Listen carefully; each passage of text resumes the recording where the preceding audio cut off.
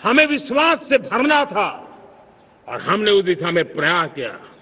कई लोग तो कहते थे, अरे भाई अगली पीढ़ी के लिए काम हम अभी से क्यों करें, हम तो आज का देखें। लेकिन देश का सामान्य नागरिक ये नहीं चाहता।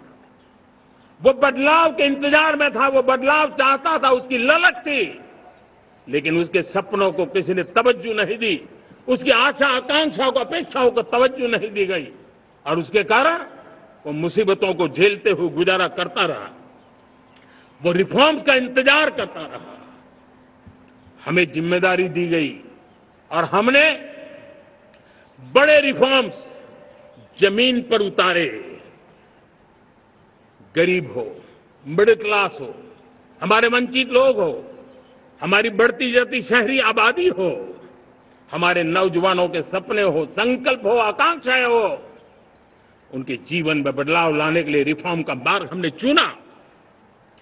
और मैं देशवासियों को विश्वास दिलाना चाहता हूं, रिफॉर्म के प्रति हमारी जो प्रतिबद्धता है वो पिंक पेपर के एडिटोरियल के लिए सीमित नहीं है।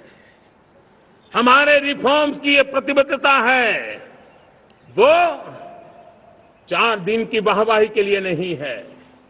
हमारी रिफॉर्म्स की प्रक्रिया किसी मजबूरी में नहीं है, देश को मजबूती देने के इरादे से है। और इसलिए मैं आज कह सकता हूं, रिफॉर्म का हमारा मार्ग एक प्रकार से ग्रोथ की ब्लूप्रिंट बनी हुई है। ये हमारा रिफॉर्म, ये ग्रोथ, ये बदलाव, ये सिर्फ डिबेट क्लब के लिए, इंटेलेक्चुअल सोसाइटी के लिए, एक्सपर्ट लोगों के लिए सिर्फ चर्चा का विषय नहीं है। साथियों, हमने राजनीतिक मजबूरी के कारण नहीं किया है। हम जो कुछ भी कर रहे हैं वो राजनीति का भागा गुणा करके नहीं सोचते हैं। हमारा एक ही संकल्प होता है, नेशन फर्स्ट, नेशन फर्स्ट, राष्ट्रहित सुप्रीम। ये मेरा भारत महान बने, इसी संकल्प को लेकर के हम कदम उठाते हैं।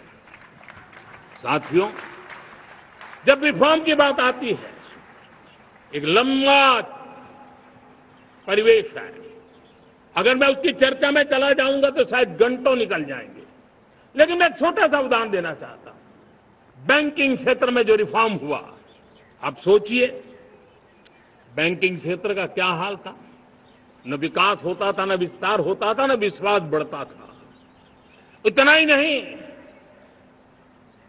जिस प्रकार की कारनामे चले उसके कारण हमारे बैंक संकटों से गुजर रहे थे। हमने बैंकिंग सेक्टर को मजबूत बनाने के लिए अनेकविध रिफॉर्म्स किए और आज उसका कारण हमारी बैंक विश्व में जो इन्हीं गुनी मजबूत बैंक के हैं उसमें भारतीय बैंकों ने अपना स्थान बनाया है।